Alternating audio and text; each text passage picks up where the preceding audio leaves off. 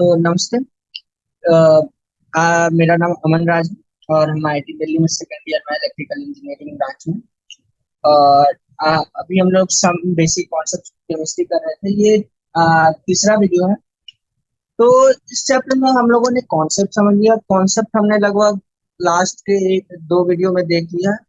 और लास्ट वाले वीडियो के लास्ट आधा घंटा 45 मिनट में 45 मिनट्स में हम लोगों ने कुछ क्वेश्चंस किए थे, करीब 8-10 क्वेश्चन किए थे, ठीक है। तो आज हमारा प्रयास रहेगा कि इस चैप्टर के बाकी बचे सभी क्वेश्चंस को आज समाप्त कर दिया जाए, अच्छे से समझ के। ऐसा नहीं कि करे जा रहे हैं क्वेश्चन बस हो गया, ऐसा नहीं है, मतलब समझते हुए, ठीक है। मोस्टली सारे क्वेश्चन जो भी होंगे, क्या कहते हैं, मतलब मेंस में भी एनसीईआरटी के लेवल कुछ कुछ क्वेश्चन आ सकते हैं मे भी, पर उतना नहीं आएंगे। मतलब एनसीईआरटी के लेवल के जो क्वेश्चन होते हैं ना, काफी बेसिक होते हैं, ठीक है। तो आपका बेसिक में भी फॉर्म कर दे। पर हाँ, उतना ये सब क्वेश्चन जेई मेंस में नहीं पूछते हैं। जेई मेंस में से टफ क्वेश्चन आएंगे, इजी तो नहीं आएंगे मोस्टली। या अगर इजी आएंगे तो उस टाइप के आएंगे। आप पूछ लेगा कि विटामिन B12, मतलब विटामिन B12 बोलता है, मतलब कुछ भी easy question sir type of memory based होगा। नहीं तो इजी क्वेश्चन तो आमतौर पे इससे इजी तो नहीं आएगा हमको लगता है। बाकी अब मेंस का पैटर्न अलग कर दे या कुछ और कर दे तो हमको पता नहीं है फिलहाल। पर ये बेसिक लेवल के क्वेश्चन लेता है एनसीईआरटी के। तो एनसीईआरटी के क्वेश्चन इंपॉर्टेंट थे, पर इनको करने के बाद आपको प्रयास करना चाहिए कि आप एक्स्ट्रा क्वेश्चन भी बाहर से करिए। अगर आप किसी इंस्टीट्यूट से पढ़ रहे हैं तो मॉड्यूल करिए। अगर आप घर में बैठे कर रहे हैं तो किसी का मॉड्यूल डाउनलोड कर लीजिए, क्योंकि आप फोन चला, अगर आप ये वीडियो देख रहे होंगे तो ऑब्वियसली आप फोन यूज कर रहे होंगे। और जब फोन यूज कर रहे होंगे तो आपके पास, और ये वीडियो आप नेट से ही देख रहे होंगे, तो नेट में हजारों इस तरह के क्या कहते हैं लिंक मिल जाएंगे, जहाँ पे आपको कई कोचिंग इंस्टीट्यूट के क्या कहते हैं आपको ये मिल जाएंगे मॉड्यूल्स। और प्लस हमने एक बुक भी बोला था नीरज कुमार की, वो बुक भी मिल जाएगा। तो उनमें से किसी एक को भी डाउनलोड करके उसको सॉल्व करने का प्रयास करिए, ठीक है। मतलब आप जितना ज्यादा से ज्यादा क्वेश्चन कर पा रहे हो उतना बढ़िया है, मेरा कहना ये है, ठीक है। तो फिलहाल चलते हैं 1.11 क्वेश्चन पे। तो ये क्वेश्चन क्या कहता है, what is the concentration of sugar in mole per liter if it's 20 gram are dissolved enough water to make a final volume up to 2 liters, है ना। आपको कॉन्सेंट्रेशन का फॉर्मूला याद है? कॉन्सेंट्रेशन का फॉर्मूला था, कॉन्सेंट्रेशन का formula number of moles of solute bye volume of solution. अब तो क्या है कि आपको अगर फॉर्मूला रखने में दिक्कत हो रही है तो उसको लिखिए, जितना बार लिख सकते हो उतना बार लिखिए। जब भी प्रॉब्लम सॉल्व करो फॉर्मूला को लिख डालिए, तो लिखते लिखते याद हो जाता है। तो अब क्या कि number of moles of solute, यहाँ सॉल्यूट क्या है, वो शुगर है। शुगर के पहले मोल्स निकालना होगा। यहाँ पे हमें गिवन वेट कितना है शुगर का, 20 ग्राम। तो चलिए अब इसका मॉलिक्यूलर वेट निकालते हैं। मोल वेट मतलब मॉलिक्यूलर वेट, ये WT मतलब वेट, ठीक है। तो 12 गुना 12, 12 कार्बन प्लस 22 गुना 1 है, मतलब 12 गुना कार्बन का वेट प्लस 22 गुना हाइड्रोजन का वेट प्लस 11 गुना ऑक्सीजन का वेट, ठीक है। तो 22 into 1 plus 11 into 16, I guess सब कुछ सही है। तो इस तरह से करते हुए 144, 144 प्लस 22 प्लस 176 गिव्स अस, कितना गिव्स करेगा, 44 प्लस 76 कितना होता है, 80, 40, 120, 120 प्लस 200, 320, 320, 342, 342, ठीक है। तो अब हम मोल निकाल सकते हैं इससे, है ना। मोल निकाल सकते हैं, चलिए मोल निकालते हैं। मोल का फॉर्मूला क्या है, मोल का फॉर्मूला है given weight by molecular weight, ठीक है। क्या है मोल का formula, given weight by molecular weight, number of moles equal to given weight by molecular weight, है ना, ठीक है। इससे हम लोग क्या करेंगे, मोल कैलकुलेट कर लेंगे, है ना। चलिए मोल कैलकुलेट, हम कैलकुलेटर यूज कर रहे हैं, आप हाथ यूज कर रहे हैं, क्योंकि आप लोग को तो कैलकुलेटर नहीं है। 0.058 मोल्स, ठीक है। अब क्या करेंगे, कॉन्सेंट्रेशन निकालना है, तब कुछ करना है नहीं। 0.058 by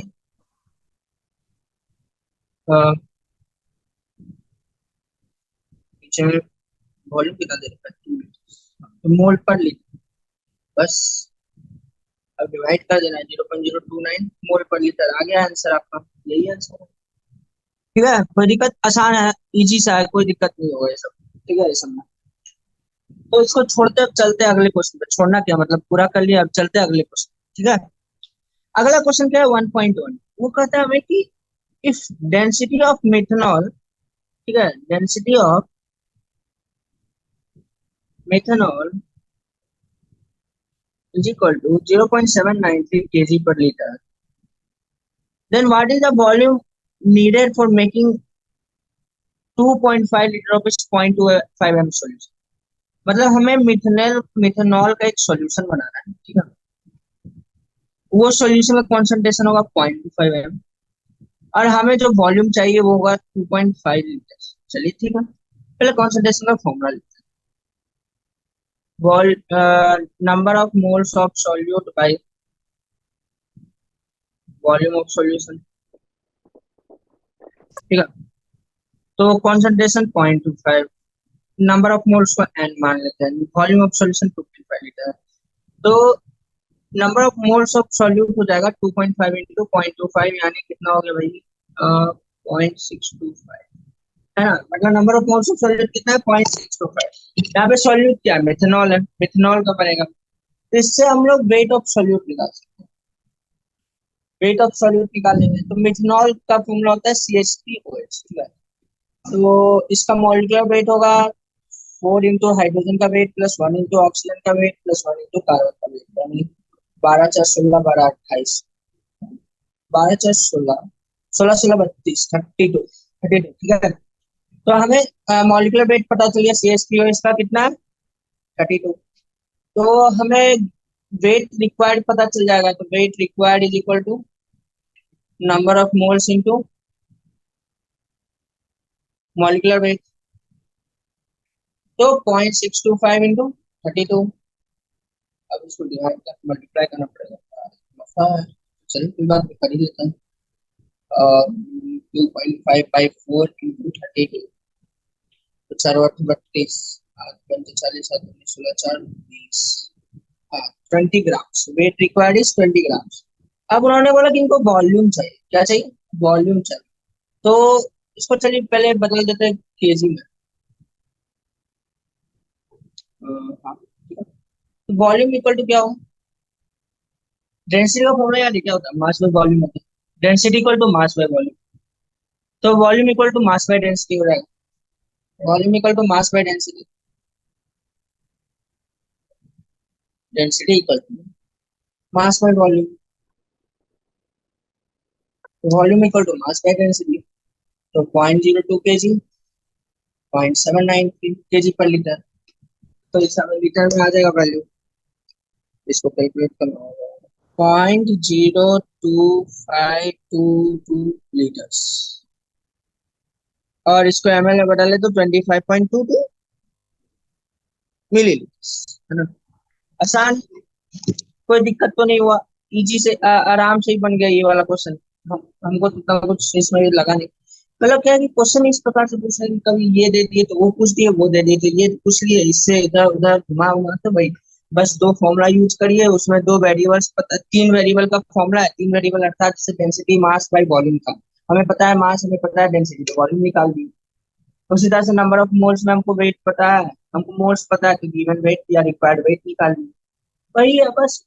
A equal to B into C, हमें बी पता है, ए पता है, तो सी निकालो, ऐसा टाइप का है, ठीक है। इसमें कुछ नया बात नहीं है, ठीक है।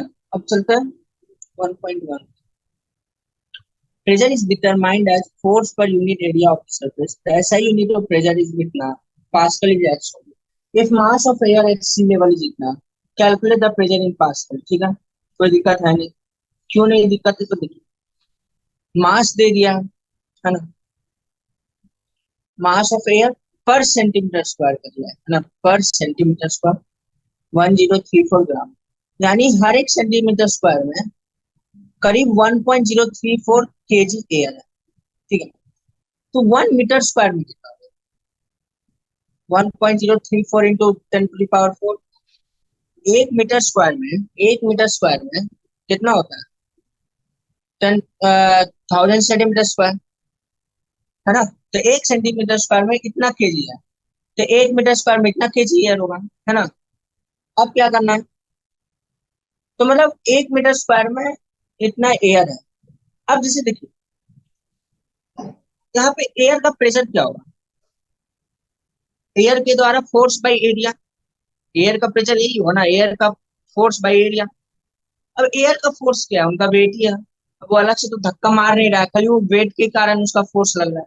तो एयर का वेट निकालना होगा, तो ये जो है ये मास है। क्या है? ये मास है। इसको हमको निकालना होगा क्या, फोर्स में, यानी वेट बदल, वेट में निकालना होगा। इसका वेट के लिए हमको क्या करना होगा, मास गुना ग्रेविटी का फोर्स। तो 1.034 इंटू 10⁴ इंटू 9.8, ग्रेविटी की वैल्यू होती है 9.8। कोई कोई ज्यादा अप्रोक्सीमेट करके 10 भी कर लेते हैं, पर थोड़ा एक्यूरेट वैल्यू लेके चलते हैं हम लोग 9.8। ठीक है, तो इसको जब मल्टीप्लाई करके लिखेंगे तो वैल्यू जो आएगा 1.034 इंटू 9.8, 10.132, यानी 1.0133 इंटू 10⁵ न्यूटन। वेट का यूनिट क्या होता है, न्यूटन। 10th क्लास में पढ़े या 9th क्लास में, वेट का यूनिट होता है न्यूटन। ठीक है, तो बस, तो हमें वेट पता चल गया। तो फोर्स क्या हमें पता चल गया, फोर्स है हमारा वेट, वेट कितना है, ये वैल्यू है। ठीक है, हमें क्या है, एरिया भी पता चला है, एरिया कितना है 1 मीटर स्क्वायर, हमने तो 1 मीटर स्क्वायर का सब कुछ लेके किया है।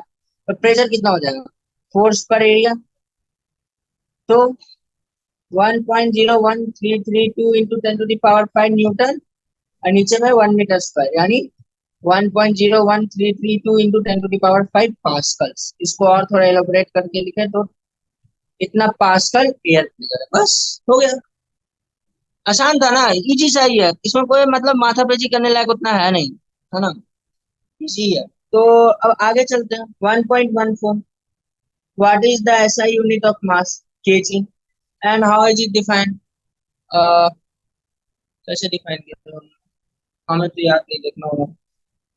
हाँ, जब इसका ये डिफिनेशन रखना होगा, हमने उस दिन बताया था, पर एग्जैक्टली हम लोगों ने भी इसका डिफिनेशन कुछ खास पढ़ा नहीं था। तो इसमें जो डिफिनेशन लिखा हो वो रटने के अलावा मेरे, हमारे पास और आपके पास, दोनों के पास तो पाए।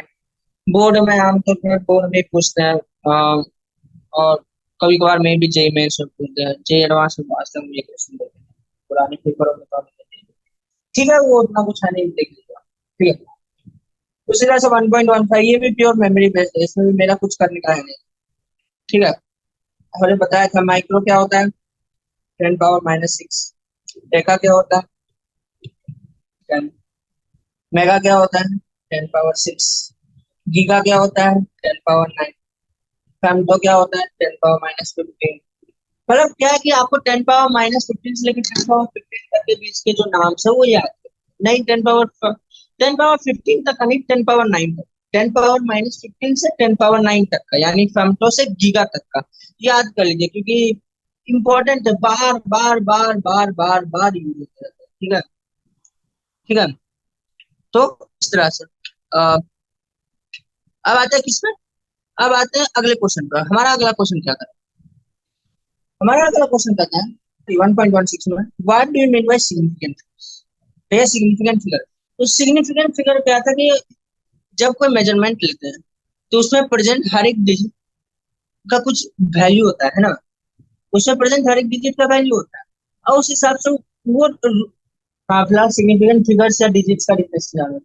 The uncertainty in the experiment or the calculated value defined by indicated by mentioning the number of significant.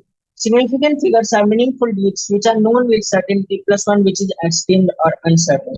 मतलब हमको इसको खास फिर से एक्सप्लेन करने की जरूरत नहीं है, हमने ऑलरेडी क्या कहते हैं पहले डिटेल में बता रखा है, वो डेफिनेशन फिर से यहाँ दे रखा है, वो हम दे दिए। मतलब क्या है कि कुछ वैल्यू अगर है, ठीक है, कि 0.0234, तो इसमें सिग्निफिकेंट फिगर्स क्या है, तो वो डिफाइन किया गया है, वो सब हमने मतलब बताया है। ठीक है, उस टाइम तो आप पुरा, अगर आपने इससे पहली वाली वीडियो नहीं देखी तो उसमें देख लीजिएगा। ठीक है, या फिर चलिए फिर से सिग्निफिकेंट फिगर्स मतलब क्या है कि सिंपल भाषा में है कि हम लोग जो मेजरमेंट वैल्यू लेते हैं, वो मेजरमेंट्स में जो डिजिट्स होते हैं वो आमतौर पर सिग्निफिकेंट डिजिट्स होते हैं। ठीक है, प्लस उनके साथ और भी कुछ रूल्स होते हैं, जो रूल्स रेगुलेशन फॉलो करने होते हैं, उनसे हमें पता चलता है। मतलब जो मेजरमेंट्स है उसमें जो मीनिंगफुल डिजिट्स है वो सिग्निफिकेंट डिजिट्स कहे जाते हैं। ठीक है, जैसे 0.0246, ठीक है।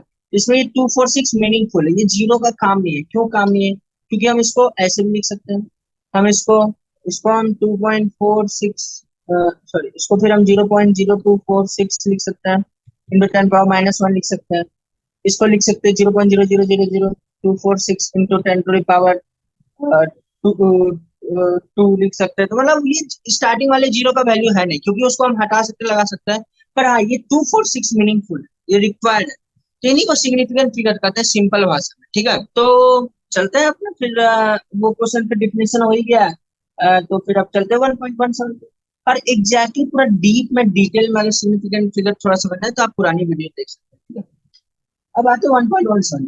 A sample of drinking water was found to be severely contaminated with chloroform Cl3, ठीक है, supposed to be carcinogenic in nature. The level of contamination was 15 ppm by mass. Express this in percentage by mass. सही है, 15 ppm by mass. ppm इसमें नहीं पढ़ाया था इन्होंने। अच्छा ठीक है, ppm समझाते गए। ppm मतलब 1 पार्ट पर मिलियन, ठीक है, 1 पार्ट पर मिलियन। यानी अगर हम 1 मिलियन वैल्यू लेंगे तब वो एक, ठीक है। जैसे अगर कोई बोल दे कि 1 ppm बाई मास है, ठीक है, 1 ppm by mass in water, या फिर एग्जांपल में sugar is present in water in amount of 1 ppm by mass, ठीक है, sugar is present in water, ठीक है, और sorry 1 ppm sugar is present in water 1 ppm by mass, ठीक है। ppm में उनको लिखना होगा क्या कह रहा है। तो 1 ppm by mass sugar is present in water, अर्थात जब हम 1 मिलियन ग्राम ऑफ वाटर लेंगे, जब हम 1 मिलियन ग्राम ऑफ वाटर लेंगे तो उसमें 1 ग्राम शुगर हो, बस यही है पीपीएम, है ना, पार्ट्स पर मिलियन। तो यहाँ बोला है कि 15 ppm बाई मास प्रेजेंट है CaCl3 इसमें वाटर में। यानी जब हम 1 मिलियन ग्राम पानी लेंगे, इकाई, दहाई, सैकड़ा, हजार, 10,000, लाख, 10 लाख, तो जब हम 1 मिलियन ग्राम पानी लेंगे तब उसमें 15 ग्राम CaCl3 होगा। तो फिर करना क्या, परसेंटेज निकालिए। परसेंटेज मास पूछा है, तो 15/10⁶ इंटू 100%, यानी 15 × 10⁻⁻4%, यानी 1.5 × 10⁻³ %। This is the mass percentage. कोई दिक्कत नहीं ना, आसान सही है। उसी के बाद determine the molality of chloroform in the water sample, ये भी सही है। तो इसके लिए क्या करना होगा कि 10⁻⁶ ग्राम में 15 ग्राम CaCl3 प्रेजेंट है, ठीक है।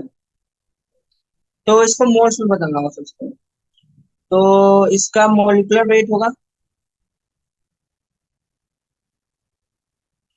एक कार्बन, एक हाइड्रोजन प्लस 3 क्लोरीन का वेट, यानी 12+1+3=15, 35, 35×105, 106.5, यानी 13, 119.5 है वो, तो सही हो, 12, 18, 18, 19, 119.5, 119.5 ग्राम मॉलिकुलर वेट है, ठीक है। तो इससे हम मोल्स निकाल सकते हैं, मोल्स ऑफ CaCl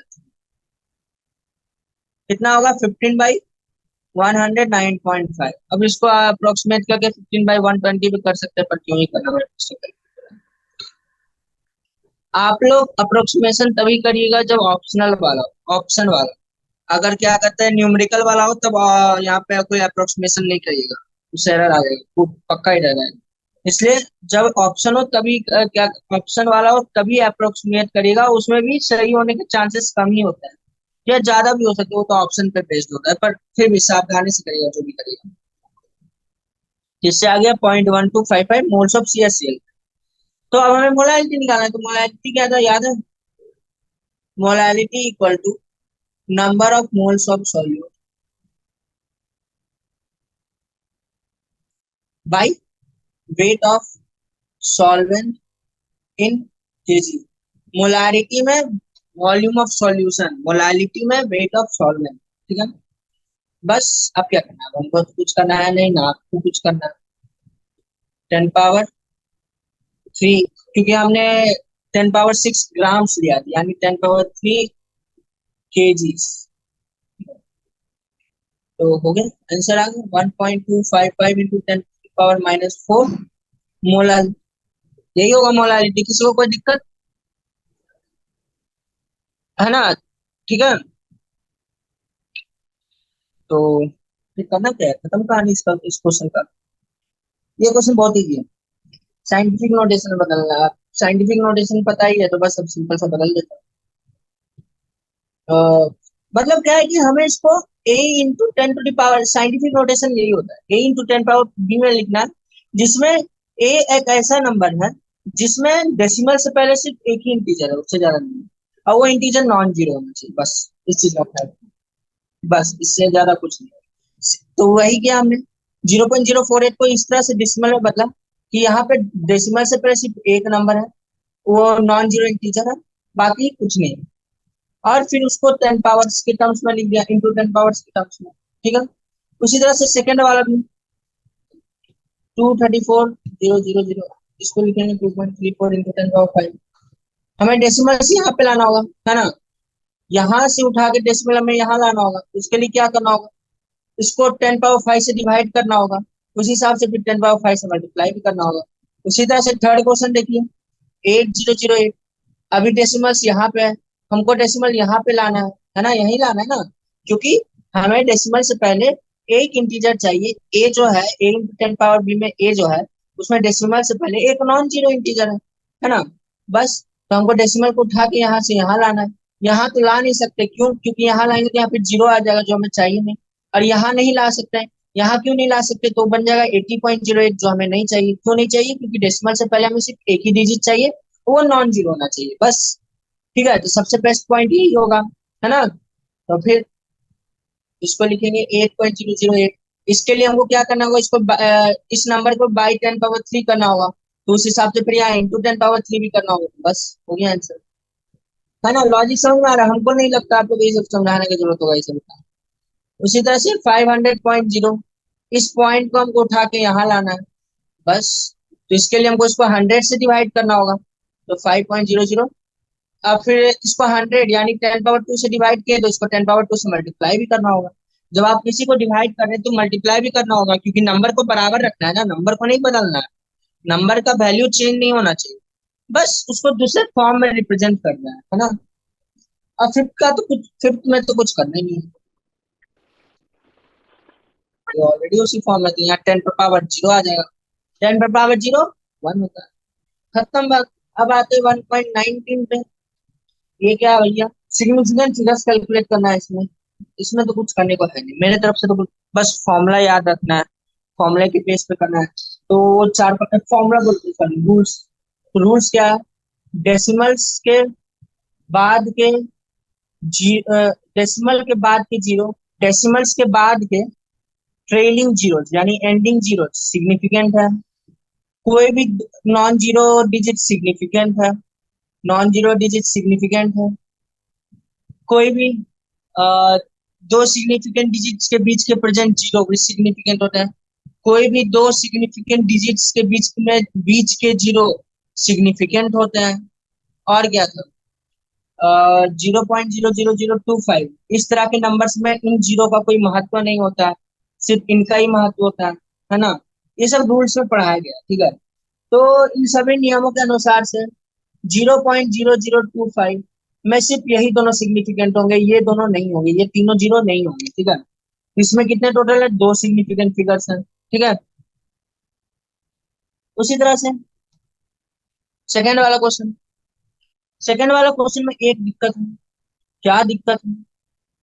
अगर यहाँ पे इन्होंने 208 बॉल्स बोल दिया, 208 बॉल्स, 208 ऑरेंजेस, तो फिर 208 में इनफाइनाइट सिग्निफिकेंट फिगर होगा।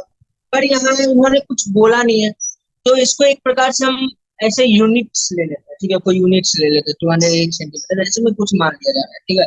तो उस हिसाब से यहाँ पे तीन सिग्निफिकेंट फिगर्स होंगे। अब भले इसमें, अब भला इसमें तीन सिग्निफिकेंट फिगर कहाँ से आ गए? तो देखिए, यहाँ पे ये 2 और 8 नॉन जीरो है, नॉन जीरो है, तो कंफर्म है कि ये दोनों सिग्निफिकेंट फिगर होंगे। और दो नॉन जीरो सिग्निफिकेंट फिगर के बीच के जीरो सिग्निफिकेंट फिगर होते हैं, तो फिर टोटल तीन सिग्निफिकेंट फिगर होगा, है ना। और फोर्थ वाला, सॉरी थर्ड वाला 5005, सेम लॉजिक जैसा पहले क्वेश्चन में लगाया। फाइव फाइव सिग्निफिकेंट फिगर्स हैं, उनके बीच के जीरो भी सिग्निफिकेंट फिगर्स होंगे, तो टोटल चार सिग्निफिकेंट फिगर्स, है ना। अब वो सब कुछ एक्सप्लेन करने की जरूरत है नहीं, रूल्स याद है तो अपने आप हो जाएगा, ठीक है। 126,000। हाँ, एक और बात, अगर trailing zeros won't be significant if they are before decimals, ठीक है। मतलब 126,000 इसके ये जीरो सिग्निफिकेंट फिगर्स नहीं है, पर 126,000 ये सिग्निफिकेंट है। क्यों? तो ये नियम है। नियम कैसे पता चलेगा? तो वो क्या कहते हैं, एनसीईआरटी में लिखा हुआ है, हमने पहले वाली वीडियो में इसको बताया है, ठीक है। इससे आप देख के कर सकते हैं, आप वहां पे एक बार जाके रेफर कर लीजिए और आप देख सकते हैं, ठीक है। तो उस हिसाब से यहाँ पे 126,000 में सिर्फ तीन ही सिग्निफिकेंट फिगर रहेंगे, ये तीन जीरो सिग्निफिकेंट नहीं होंगे, ठीक है। उसी तरह से फिफ्थ पे चला जाए, तो देखिए ये कौन कौन कौन क्या कहते हैं, जो हमने बताया 126,000 उसी के जैसा ये एग्जाम्पल है। 500.0, यानी ये जीरो जो एंडिंग जीरो है वो डेसिमल के बाद आ रहा है, ये सिग्निफिकेंट फिगर होगा। उसी तरह से ये भी सिग्निफिकेंट फिगर होगा, और दो सिग्निफिकेंट फिगर के बीच के जीरो भी सिग्निफिकेंट होंगे, तो उस हिसाब से यहाँ टोटल चार सिग्निफिकेंट फिगर्स होंगे, ठीक है। आई होप आपको सब कुछ समझ में आ रहा होगा। आपको अगर नहीं समझ में आ रहा है, इसका बस कारण यही है कि आपको सिग्निफिकेंट फिगर्स कैसे पता करना वो आपको याद नहीं या फिर पता नहीं, इसलिए आप एक बार उसको देख लीजिए। आप एक बार उसको देख लेंगे तो आराम से करेंगे, ठीक है। सिक्स वाला 2.0034, तो इसमें कुछ कहना है ही नहीं, ये दोनों सिग्निफिकेंट, ये दोनों सिग्निफिकेंट, दो सिग्निफिकेंट के फिगर के बीच के जीरो भी सिग्निफिकेंट, तो टोटल पांच सिग्निफिकेंट फिगर, ठीक है। आई होप मतलब इजी से है, कुछ इसमें खास नहीं करना, हमको नहीं लगता इसमें। अब आते हैं राउंडिंग ऑफ। राउंडिंग ऑफ का भी प्रोसेस हमने बता रखा है, 34.216। मतलब क्या है कि हम इसमें ज्यादा टाइम बर्बाद नहीं करना चाहते, जो चीज हम लोगों ने पहले ही कर रखा है उसमें क्यों ही ज्यादा टाइम बर्बाद।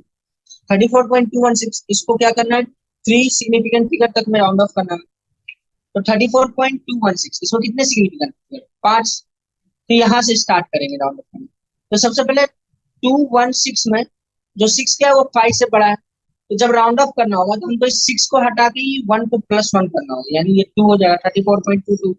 अब हमको क्या करना है, इसको भी हटाना है, क्योंकि हमें तीन सिग्निफिकेंट फिगर ही चाहिए। जैसे 34.216 में तीन सिग्निफिकेंट फिगर चाहिए, तो कहाँ तक चाहिए, हमें यहीं तक चाहिए, तो हमें ये 16 को हटाना होगा, तो उस हिसाब से अब हमें टू को भी हटाना, टू क्या है, लेस देन फाइव, तो बस ये 34.2 राउंड ऑफ हो गया। तो हमें जो राउंड ऑफ करके वैल्यू आया वो 34.2। उसी तरह से सेकंड वाला 10.4197, तो हमें यहाँ तक इसको करना है राउंड ऑफ, तो 10.4197, ठीक है। तो सबसे पहले सेवन को राउंड ऑफ करना है, तो जब सेवन को राउंड ऑफ करेंगे, सेवन को हटाएंगे, तो यहाँ पे क्या होगा, ये सेवन ग्रेटर देन फाइव है, यानी इसको हटा के यहाँ प्लस वन करना होगा, तो क्या हो जाएगा 10.41, नाइन में प्लस वन करेंगे तो वो 10 हो जाएगा, तो वो एक्स्ट्रा एक आ जाएगा, तो ये 20 हो जाएगा, ठीक है। अब फिर से इसको अब हटाना है, तो जीरो को जब हटाएंगे तो ऑब्वियसली लेस देन फाइव है, तो ये हो जाएगा 10.42। अब टू को हटाना है, तो टू भी लेस देन फाइव है, तो ये हो जाएगा 10.4, बस हमारा आंसर आ गया, ठीक है।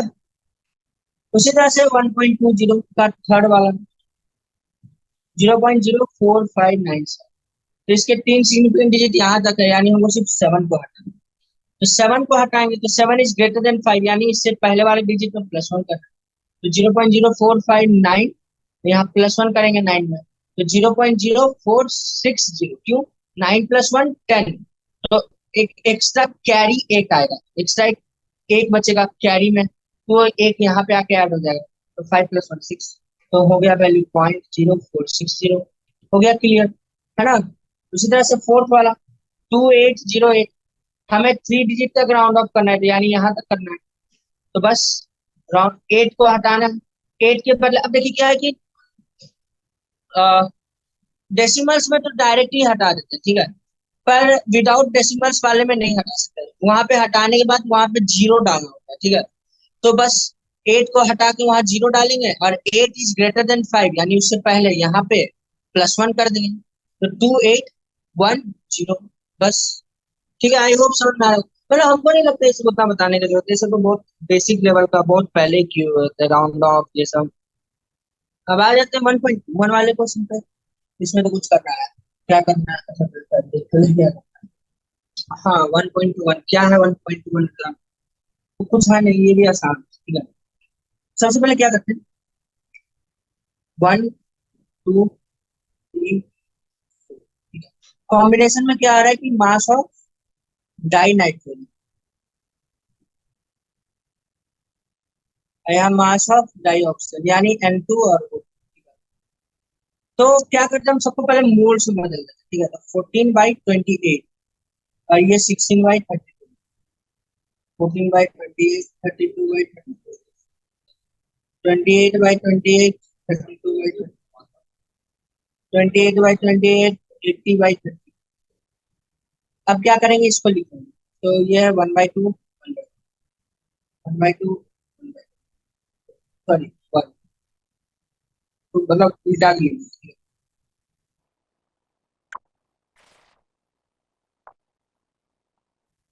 ठीक है। अब क्या करेंगे, इसको इस तरह से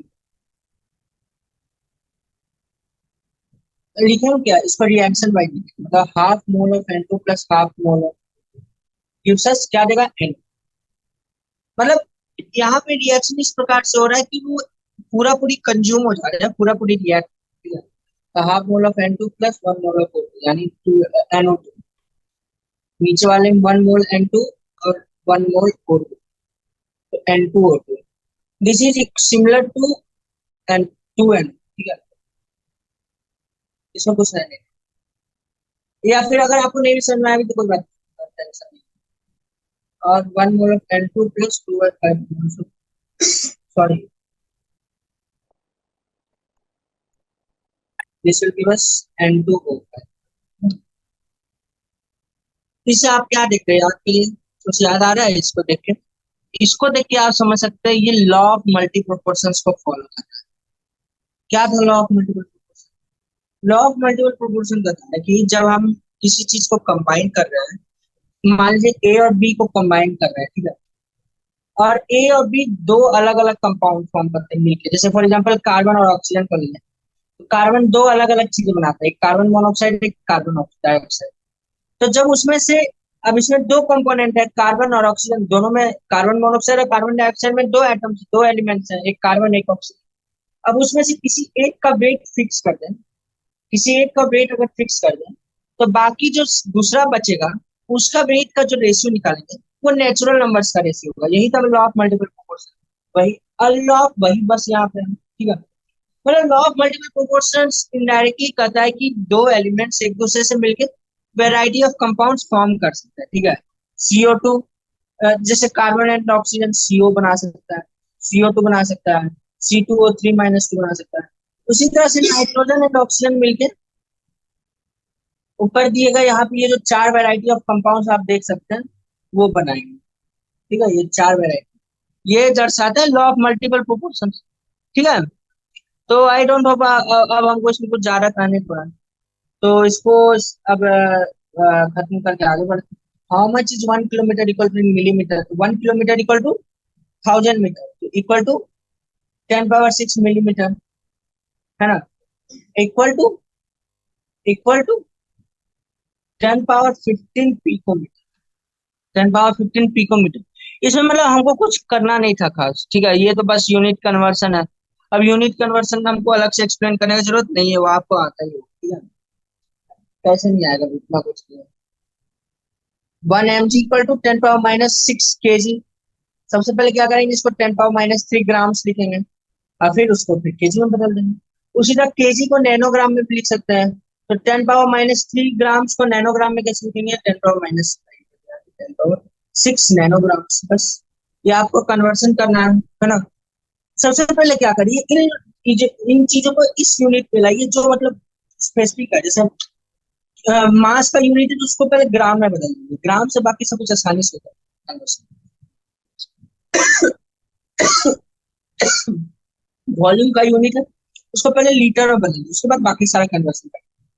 उसी तरह से डिस्टेंस का, तो उसको पहले मीटर में बदल दी, उसके बाद सारा कन्वर्सन कर दे। उससे आसानी हो जाता है और एरर प्रूफ। ठीक है। और भी कुछ होगा तो उसको स्टैंडर्ड चीज पे ले आइए, उसके बाद करते रहिए, यूनिट कन्वर्सन रखने वाला नहीं है, और एरर के चांसेस भी कम हो जाए। अब बोला है कि स्पीड ऑफ लाइट 1.22 में स्पीड ऑफ लाइट क्या है, 3 × 10⁸ मीटर पर सेकेंड। तो जो लाइट है वो 2 नैनो सेकंड में कितना डिस्टेंस ट्रेवल करेगी, तो उसमें हमको कुछ करने का है नहीं। Distance equal to speed into time, तो बस 3 × 10⁸ इंटू 2 इंटू 10⁻−9, नैनो सेकंड को सेकंड में बदल दिए, बस 0.6 मीटर हो गया आंसर। इसमें कुछ है नहीं, speed equal to distance into time, unit सा कन्वर्सन हो आंसर आ गया। नैनो सेकंड को सेकंड में बदल दिए। अब जैसे स्पीड मीटर बाई सेकंड में है ना, तो टाइम भी सेकंड में होना चाहिए ऑब्वियसली। नहीं तो ऐसा करिए, स्पीड को मीटर बाई नैनो सेकंड में बदल दीजिए। जैसा करिए बेस्ट होगा, टाइम को ही नैनो सेकंड में बदल, टाइम को ही नैनो सेकंड से सेकंड में कर दीजिए, इजीली कैलकुलेट। ठीक है। तो 1.22 हो गया, और कितना दूसरा सर, 1.2। मतलब उन्होंने क्या किया कि यहाँ पे एक रिएक्शन दिया है। ठीक है। रिएक्शन क्या है, ए plus B2 gives us AB2। ठीक है। अब क्या है कि इन्होंने बोला कि 300 एटम्स ऑफ ए दिया और 200 मॉलिक्यूल्स ऑफ बी दिया। बी नहीं, B2 बोलना चाहिए था I guess। हाँ, 200 मॉलिक्यूल्स ऑफ B2 बोलना चाहिए था यार। ठीक है। जो, तो अब क्या है कि एक एटम ऑफ ए एक मॉलिक्यूल ऑफ B2 के साथ रिएक्ट करता है, एक मॉलिक्यूल ऑफ B2 के साथ react करता है। तो अब 200 मॉलिक्यूल ऑफ B2 है, 200 मॉलिक्यूल ऑफ B2 है, 200 मॉलिक्यूल्स ऑफ B2 चाहिए, सॉरी, तो वन एटम ऑफ ए के लिए 1 मॉलिक्यूल ऑफ B2 चाहिए है ना। पर यहाँ पे 300 एटम ऑफ ए तो है, पर उस हिसाब से 300 मॉलिक्यूल ऑफ B2 नहीं है। क्या है? नहीं है। जैसे 300, हमें एक एटम ऑफ ए के लिए 1 मॉलिक्यूल ऑफ B2 चाहिए। ठीक है। पर 300 एटम ऑफ ए के लिए तो 300 मॉलिक्यूल ऑफ B2 चाहिए होगा। पर यहाँ पे सिर्फ 200 एटम ही दिए गए, तो 200 मॉलिक्यूल ही दिए गए हैं B2 के। यानी यहाँ पे B2 जो है वो क्या है, क्या है, लिमिटिंग रिएजेंट है। B2 क्या है, लिमिटिंग रिएजेंट है, LR, लिमिटिंग रिएजेंट। उसी तरह से सेकंड में देखा जाए, एक मॉलिक्यूल ए का एक मॉलिक्यूल B2 से रिएक्ट करेगा। ठीक है। अब हमको ये समझ में नहीं आ रहा है, ये B2 कहना चाह रहे हैं कि बी कहना चाह रहे हैं, तो इसको B2 ही मान लेते हैं। ठीक है। अगर बी मानेंगे तो आंसर दूसरा हो जाएगा, B2 मानेंगे तो आंसर दूसरा हो जाएगा। ठीक है। तो B2 मान के चलते हैं। ठीक है। तो एक मॉलिक्यूल B2 से रिएक्ट करता है, तो यहाँ पे 2 मोल ए दिया गया है और 3 मोल B2 दिया गया है। ठीक है। तो अब क्या कि 2 मोल ए को 2 मोल B2 ही चाहिए, यानी यहाँ पे B2 जो है 1 मोल B2 एक्सेस है, यानी यहाँ पे लिमिटिंग रिएजेंट ए है। जो एक्सेस में होता है वो लिमिटिंग रिएजेंट नहीं होता है, जो एक्सेस में नहीं होता है या जो जल्दी खत्म हो जा रहा है, जो पहले खत्म हो जा रहा है, वो लिमिटिंग रिएजेंट होता है। तो यहाँ लिमिटिंग रिएजेंट होगा ए। उसी तरह से चला जाए नीचे, थर्ड वाला, 100 एटम्स ऑफ ए और 100 मॉलिक्यूल्स ऑफ बी। यहाँ दोनों सफिशियंट है, यहाँ पे दोनों सफिशियंट है, मतलब एग्जैक्टली है कि एक एटम ए को 1 मॉलिक्यूल B2 चाहिए, तो यहाँ पे 100 एटम ऑफ ए को 100 मॉलिक्यूल B2 चाहिए, और कंप्लीटली एक दूसरे से रिएक्ट कर जा रहे हैं। ठीक है। तो यहाँ पे कोई लिमिटिंग रिएजेंट नहीं है। फोर्थ देखा जाए, 5 moles of A plus 2.5 moles of B. अब 1 मोल ए को 1 मोल बी चाहिए, पर यहाँ पे बी पहले खत्म हो जाएगा क्योंकि सिर्फ 2.5 मोल बी है, तो 2.5 मोल ए बच जाएगा। यहाँ पे ए एक्सेस में और बी लिमिटिंग रिएजेंट है। उसी तरह से जो फिफ्थ है, उसमें ए पहले खत्म हो जाएगा और बी का 2.5 मोल्स बच जाएगा, यानी यहाँ पे ए लिमिटिंग रिएजेंट है, बी एक्सेस में। ठीक है, अब 1.24 में चला जाए। Dinitrogen and hydrogen react to give this. तो पहले इसको बैलेंस कर लेते हैं। ठीक है, बैलेंस करने से फायदा होता है, तो बैलेंस हो गया। अब हमें 10 power 3 grams 2 × 10 power 3 grams nitrogen दिया गया N2। तो पहले इसका वेट, इसका मोल्स निकाल लेते हैं। Number of moles of N2, number of moles of N2। ठीक है, इस तरह से N2, ये number of moles of N2। तो given wait 2 × 10 power 3 grams by molecular weight of N2, तो 28। उसी तरह से NH2, तो that will be given weight 10 power 3/2। ठीक है, अब क्या, calculate the mass of ammonia present. तो पहले यहाँ देखना होगा कि लिमिटिंग रिएजेंट कौन सा है, तो नाइट्रोजन होगा 10 पावर 3/2। तो यहाँ लिमिटिंग रिएजेंट नाइट्रोजन है। कैसे, तो देखिए यहाँ सबसे पहले कौन खत्म होगा, नाइट्रोजन की। नाइट्रोजन पहले खत्म होगा कि हाइड्रोजन खत्म होगा, नाइट्रोजन खत्म होगा। कैसे, देखिए 10 पावर 3/14 नाइट्रोजन है, तो उस हिसाब से कितना हाइड्रोजन चाहिए, 3 × 10 power 3/14 hydrogen, that is less than 10 power 3/2। यानी यहाँ पे हाइड्रोजन एक्सेस में और नाइट्रोजन कम अमाउंट में, तो लिमिटिंग रिएजेंट नाइट्रोजन है। और जो रिजल्ट भी आएगा वो नाइट्रोजन के हिसाब से आएगा। तो मतलब अगर 1 मोल N2 से हमें 2 मोल NH3 प्राप्त हो रहा है, तो यहाँ पे 10 पावर 3/14 मोल N2 से 10 power 3/14 moles into 2 moles of NH3 मिलेंगे। ठीक है, अब इस हिसाब से वेट भी कैलकुलेट कर सकते हो, तो कर लेते हैं। वेट इक्वल टू हो जाएगा weight of ammonia form will be 10 power 3/14 into 2 × 17। ठीक है, तो इससे आ जाएगा 17/7 इंटू 10 पावर 3, यानी इससे आ जाएगा 7×2 = 14, 7×4 = 28, 7×2 = 14, 7×56, बस काफी है। इतना ग्राम्स अमोनिया फॉर्म होगा। ठीक है, इसमें तो हमने बता दिया कि हाइड्रोजन एक्सेस में, नाइट्रोजन लिमिटिंग रिएजेंट। तो यहाँ पे कौन will any of the two reactants remain unreacted, तो कौन बचेगा, हाइड्रोजन अनरिएक्टेड बचेगा। ठीक है, अब इन्होंने पूछा कितना अनरिएक्टेड बचेगा। चलिए, तो देखिए अब यहाँ पे 10 पावर 3/14 नाइट्रोजन रिएक्ट किया। ठीक है, 10 पावर 3/14 मोल्स नाइट्रोजन रिएक्ट, तो उस हिसाब से इंटू 3 हाइड्रोजन भी रिएक्ट करेगा। अब हमारे पास कितना हाइड्रोजन था, 10 पावर 3/2। तो हमारे इतना हाइड्रोजन हमारे पास था, उसमें से इतना रिएक्ट कर गया, तो हमारे पास रिमेनिंग कितना बचा, remaining H2 remained equal to 3 into 10 power 3 into 1/2 - 3/4। ठीक है, इससे आएगा वैल्यू 10 पावर 3 इंटू 7 सॉरी, हाँ ये इतना मोल्स है, 2/7 into 10 power 3 moles H2 remain. अब इसको वेट में बदलना होगा, तो weight of H2 remain, sorry mass of H2 remain, तो 2/7 into 10 power 3, number of moles into molecular wait 2 होगा, यानी 4/7 इंटू 10 पावर 3। ठीक है, इस समय वैल्यू कितना है, इतना ग्राम्स ऑफ हाइड्रोजन बस। ठीक है, आई होप आपको समझ में आया होगा, इसमें कुछ टफ है नहीं। ठीक है, इसको सिंपल में 571.4 ग्राम्स भी लिख सकते हैं, क्या ही जाएगा। 1.25 0.50 मोल sodium bicarbonate, sorry sodium carbonate and 0.50 molar sodium carbonate, obviously difference. 0.50 moles क्या है, नंबर है, नंबर ऑफ मोल्स है, कितना एग्जैक्ट नंबर ऑफ मोल्स है। पर 0.50 मोलर है कि 1 लीटर में कितना मोल पड़े, 1 लीटर में कितना मोल पड़े। तो वही अगर हम 2 लीटर 0.50 मोलर Na2CO3 लेंगे तो हमको 1 मोल मिलेगा, 3 लीटर लेंगे तो 1.5 मिलेगा, 4 लीटर लेंगे तो 2 मोल मिलेगा। पर 0.50 मोल्स Na2CO3 मतलब 0.50 मोल्स Na2CO3, इतना का इतना ही, इससे ज्यादा ना ज्यादा ना कम।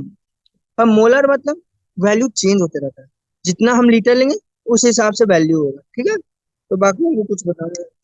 मतलब 0.50 मोल है वो पर लीटर है, और 0.50 मोल्स वो एग्जैक्ट मोल्स। अब आते, हाँ तो 1.25 हो गया, अब आते 1.2। What is 1.26? कह रहा है कि हाइड्रोजन और ऑक्सीजन मिलकर वाटर वेपर बना, इसमें 10 वॉल्यूम हाइड्रोजन रिएक्ट हुआ और 5 वॉल्यूम ऑक्सीजन रिएक्ट हुआ। कितना आएगा? 10 वॉल्यूम आएगा। देखिए, volume is proportional to number of mole. ठीक है, यहाँ पे 10 लीटर 5 लीटर बोल देता तो 10 लीटर आएगा, 10 वॉल्यूम 5 वॉल्यूम बना तो 10 वॉल्यूम आएगा। मतलब volume is directly proportional to number of mole. ठीक है, ये हमने बताया था उसमें भी।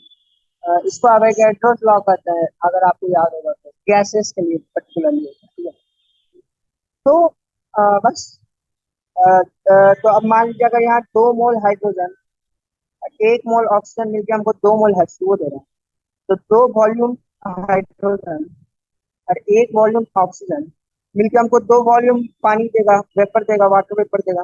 तो अब 10 वॉल्यूम हाइड्रोजन और 5 वॉल्यूम ऑक्सीजन, 10 वॉल्यूम वाटर देगा, वाटर वेपर देगा। ठीक है, कोई दिक्कत?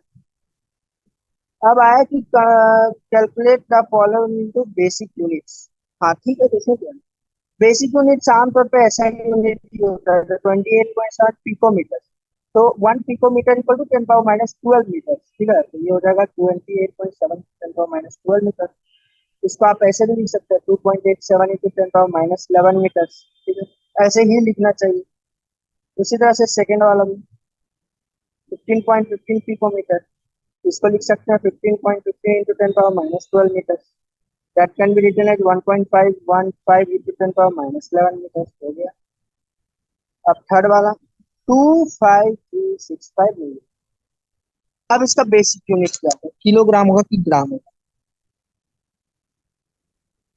तो देखिए, अब क्या है कि बेसिक यूनिट ऐसा यूनिट, वो कुछ नया बात नहीं। तो ऑब्वियसली मतलब जब चेंज करेंगे तो ग्राम में बदल के चेंज करेंगे, पर हमको जो भी वैल्यू लिखना है वो एक ऐसा ही यूनिट है। ठीक है, तो बेसिक यूनिट मीन्स ऐसा यूनिट है बस। पहले इसको ग्राम में बदल लेते हैं ताकि आसानी हो। तो इंटू 10 पावर -3 ग्राम। अब इस ग्राम को किलोग्राम में बदलना है, तो फिर 2.365 इंटू 10 पावर -6 ग्राम, किलोग्राम। तो बस ये रहेगा 2.5365 इंटू 10 पावर -2। ये ठीक हो गया, है ना? आसान था। अब चलते 1.28 पे। अब आसान आसान से क्वेश्चन है, मोस्टली सेक्शन वाली कोई बात नहीं, पूरा खत्म हो जाएगा और आज का सेशन फिर लगभग खत्म हो जाएगा। ये कितने 9। तो चलिए कर ही लेते हैं ये भी क्वेश्चन, इजी से ही है ये सब भी। हाँ, एक नजर में देख के कर देगा कोई भी इजी है। कैसे इजी है तो चलिए देख लेते हैं। बोला है कि 1.28 में कि किस इन नीचे दिए गए एटमों में किसमें, मतलब नीचे दिए गए मतलब कुछ एलिमेंट्स, और हमने इतना इतना वेट एलिमेंट लिया, तो टोटल किसमें सबसे लार्जेस्ट नंबर ऑफ एटम्स है। ठीक है, तो अपन लिखते हैं एयू का मॉलिक्यूलर वेट क्या होता है। एयू का मॉलिक्यूलर वेट हो जाएगा 197 करीब। तो number of moles of AU कितना हो जाएगा? Given weight by molecular weight, तो गिवन वेट 1 ग्राम और मॉलिक्यूलर वेट 197। तो number of atoms of AU कितना हो जाएगा? एवोगैड्रो नंबर, यानी 6.022 इंटू 10 पावर 23। 6.022 इंटू 10 पावर 23 को एवोगैड्रो नंबर कहते हैं। तो उसको एवोगैड्रो नंबर को इस तरह से रिप्रेजेंट करते हैं, इन 1/197। ठीक है, एवोगैड्रो नंबर को ऐसे लिख के छोड़ देते हैं। ठीक है, अब चलते हैं सेकंड वाला, 1 ग्राम सोडियम। इसमें नंबर ऑफ मोल्स कितना होगा? Given weight 1 by molecular weight of atomic weight of कितना है? 23। तो number of atoms of sodium कितना हो जाएगा? 1/23। इसको NaU लिखना है। ठीक है, 1/23 एन एवोगैड्रो नंबर, तो इसको लिख रहे हैं Na, number of moles of sodium. उसी तरह थर्ड वाला 1 ग्राम लिथियम, तो नंबर ऑफ मोल्स कितना हो जाएगा? 1/given wait. लिथियम का वेट होता है, हाइड्रोजन मीडियम लिथियम 7 होता है, मस्ती का वेट। सात ही होता है। सात। तो नंबर ऑफ एटम्स 1/7 Na। उसी तरह से 1 ग्राम Cl2। तो नंबर ऑफ मोल्स 1/71। अब नंबर ऑफ एटम्स, यहाँ पे मिस्टेक हो जाएगा। क्यों मिस्टेक होगा? बहुत सारे बच्चे 1/71 into Na कर देंगे, जो कि गलत है। क्यों गलत है? क्योंकि क्योंकि हमें नंबर ऑफ एटम्स चाहिए मॉलिक्यूल्स में। हर एक मॉलिक्यूल ऑफ Cl2 में फिर से 2 Cl है। ठीक है, तो number of atoms equal to number of moles of Cl2 into Avogadro number into 2। क्यों? क्योंकि हर एक मॉलिक्यूल ऑफ Cl2 में 2 एटम ऑफ Cl है। ठीक है, तो ये हो जाएंगे 2/71 Na। अब लिखते हैं सबका यहाँ पे एक साथ। Na कितना है? 1/197 Na। Na 1/23 Na। एन अरे, नंबर ऑफ अब number of atoms of Au कितना था? 1/197 Na। Number of atoms of sodium था 1/23 Na। ये इसका number of atoms of lithium 1/7 Na। Number of Cl2 कितना होगा? 2/71 Na। इसको हम लोग लिख सकते हैं 1/35.5 Na। अब कंपेयर कैसे? बताइए कौन बड़ा हो? आप देखिए कि न्यूमरेटर सबका सेम। ठीक है, जब एक फ्रैक्शन में सबका न्यूमरेटर सेम होता है, एक फ्रैक्शन में जब सबका न्यूमरेटर सेम होता है, तो डिनोमिनेटर जिसका छोटा होता है सबसे, उसका वैल्यू बड़ा होता है। एक फ्रैक्शन में जब न्यूमरेटर सेम हो, तो डिनोमिनेटर जिसका सबसे छोटा होता है, उसका वैल्यू बड़ा होता है, उस फ्रैक्शन का वैल्यू बड़ा होता है। यहाँ पे सबसे ज्यादा छोटा डिनोमिनेटर वाला कौन है? NLi। यानी लिथियम में सबसे ज्यादा एटम प्रेजेंट है। बस, हो गया। ठीक है, और कुछ एक्सप्लेनेशन हमको देने का इसमें जरूरत है नहीं। ठीक है, अब चलते हैं 1.2 में। Given calculate the molarity of solution of ethanol in water in which the mole fraction of ethanol is 0। यानी mole fraction of ethanol is equal to 0.04। अब हमें पता है mole fraction of ethanol is equal to n ethanol, number of moles of ethanol by number of moles of ethanol plus number of moles of H2। 0.040। इससे हम लोग क्या करेंगे? पहले number of moles of ethanol और number of moles of H2O के बीच में relation निकालेंगे। यानी नंबर ऑफ मोल्स ऑफ जो H2O है वो 24 times the number of moles of ethanol है। ठीक है, मान लीजिए हमने 1 मोल इथेनॉल लिया। ठीक है, या चलिए हमने X मोल इथेनॉल लिया। ठीक है, तो वाटर कितना मोल हो जाएगा? Number of moles of water will B 24x। अब हम इससे क्या करते हैं? वेट ऑफ X निकालते हैं। वेट ऑफ वाटर कितना होगा? 24x into 18 number of moles into molecular wait. अब क्या करते हैं हम लोग? वॉल्यूम ऑफ वाटर निकालते हैं। ये ग्राम्स में होगा वॉल्यूम। तो volume of water will be equal to density, mass by density. Mass आया 24x इंटू 18 ग्राम, और डेंसिटी होगा इसका 1 kg/लीटर। 1 kg/लीटर यानी 1000 ग्राम/लीटर। ठीक है, यानी ये वॉल्यूम आ गया हमें लीटर्स में। ठीक है, अब क्या करना है हमें? पहले समझ में आया? पहले हमने क्या किया कि number of moles of ethanol और number of moles of H2O के बीच में रिलेशन निकाला। मोल फ्रैक्शन दे रखा तो उससे निकाला। अब number of moles of ethanol को एक मान लिए, तो उस हिसाब से number of moles of H2O water निकाल लिए। अब उससे क्या हुआ? हम मास ऑफ वाटर निकाल लिए, नंबर ऑफ मोल्स इंटू 18।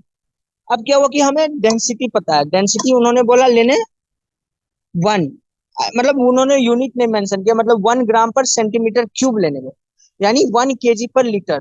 ठीक है, यूनिट कन्वर्ट करके 1 kg/लीटर डेंसिटी।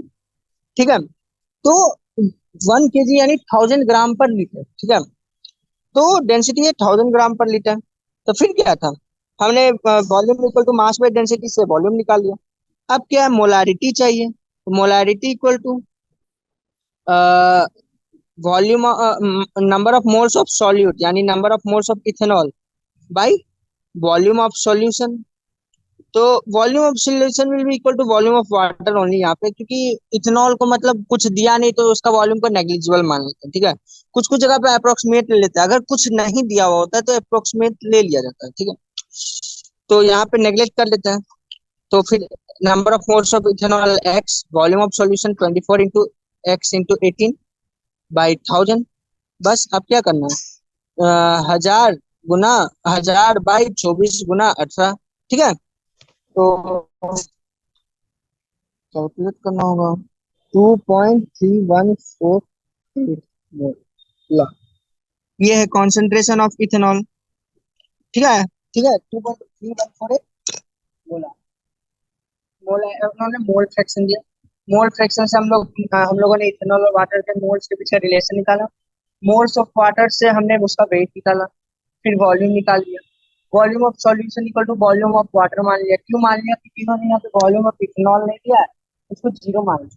मतलब एक प्रकार से क्या है कि अब जैसे देखिए हमने आ, एक गिलास पानी लिया, 1 लीटर पानी, अब उसमें एक चुटकी नमक डाला, तो एक चुटकी नमक का क्या ही वॉल्यूम होगा 1 लीटर पानी के सामने।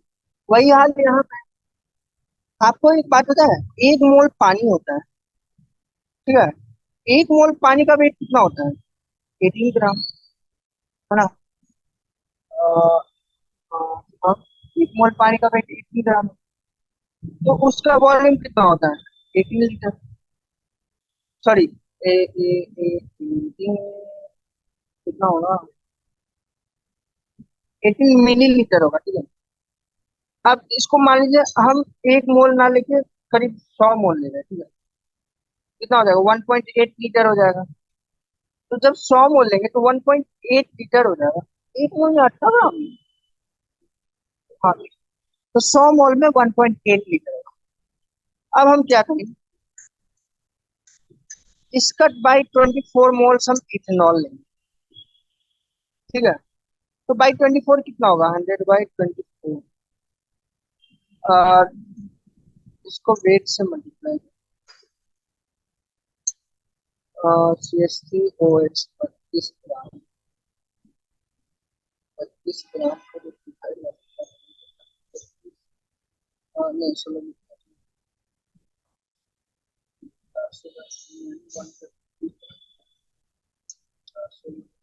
कुछ ऐसा वैल्यू है, ठीक है। मतलब लगभग 2 kg वाटर में हम लोग लगभग 150 ग्राम इथेनॉल मिला रहे हैं, ठीक है। तो मतलब ये वॉल्यूम तो कंपेरेबल है, तो पर अब कर क्या सकते हैं, इन्होंने वॉल्यूम बताया नहीं है कुछ। तो अब मेरे पास भी कोई उपाय नहीं है, आपके पास भी कोई उपाय नहीं है, तो उसको वहाँ पे जीरो मारने के अलावा और कुछ कर नहीं सकते हम लोग, ठीक है। उनको वॉल्यूम देना पड़ता, और उन्होंने वॉल्यूम दिया नहीं तो हम लोगों ने उसको जीरो मारा, ठीक है। तो उस हिसाब से हमारा आंसर आ गया, ठीक है। आई होप आपको समझ में आ गया होगा हम जो कहना चाह रहे हैं।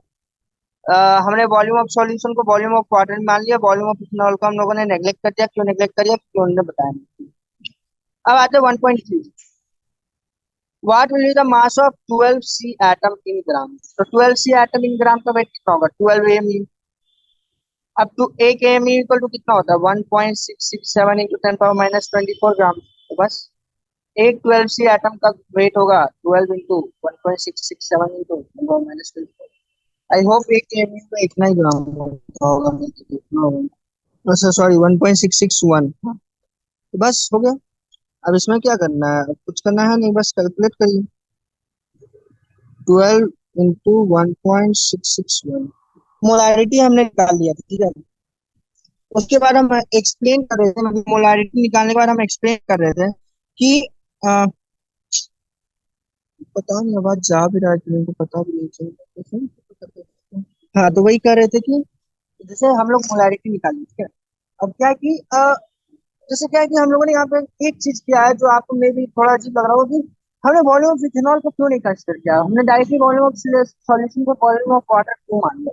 तो ऐसा इसलिए किया, मतलब कि यहाँ पे इन्होंने volume of solution, volume of ethanol हमें बताया नहीं, ना ही डेंसिटी ऑफ इथेनॉल दिया या कुछ नहीं दिया, तो मतलब हमको किसी भी हालत पे वॉल्यूम ऑफ इथेनॉल पता नहीं चल सकता। तो उसको हम लोग जीरो एज्यूम करके directly volume of solution equal to volume of water कर बाकी सारा कैलकुलेशन कर लेंगे, ठीक है। और 1.30 वाला एक्सप्लेन कर रहे थे, पर नेट के कारण एक्सप्लेन नहीं कर, आवाज में भी नहीं गई।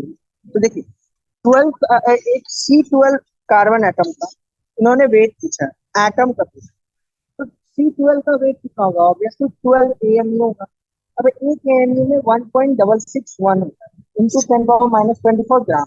एक AMU में 1.661 इंटू 10⁻⁻24 ग्राम होता है। तो बस अब क्या है,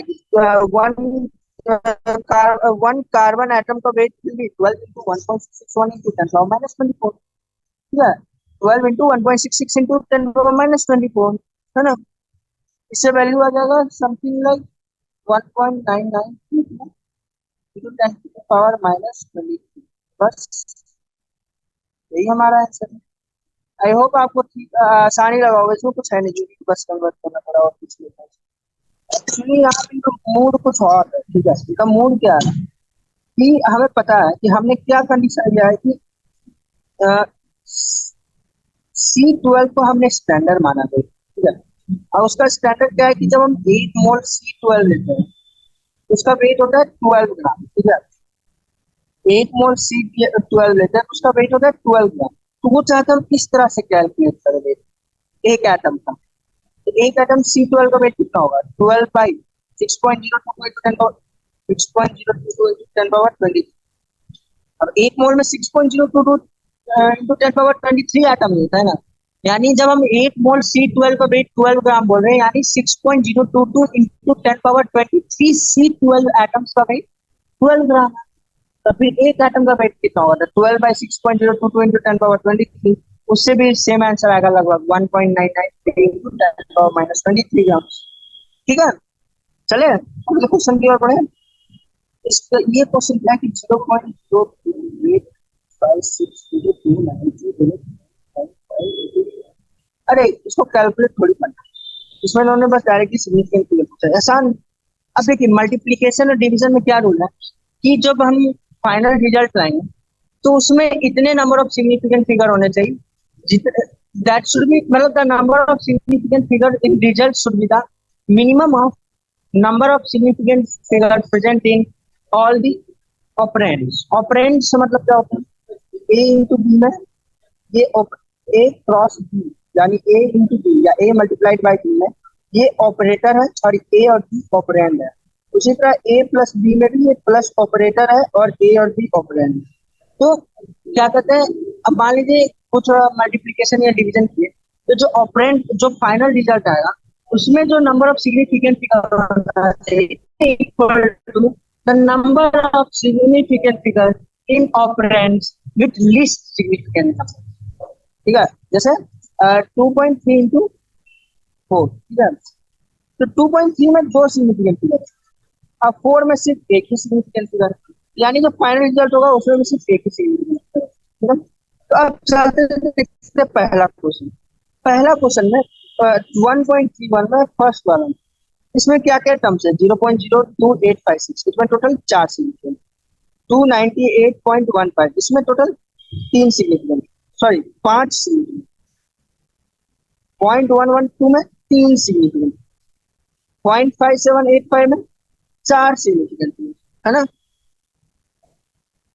सो फाइनल प्रोडक्ट में कितने सिग्निफिकेंट फिगर्स होंगे? 4 5 3 4 में से जो मिनिमम होगा उतने, यानी टोटल 3 सिग्निफिकेंट फिगर्स होंगे फाइनल वाले। उसी तरह से 2 में चला जाए,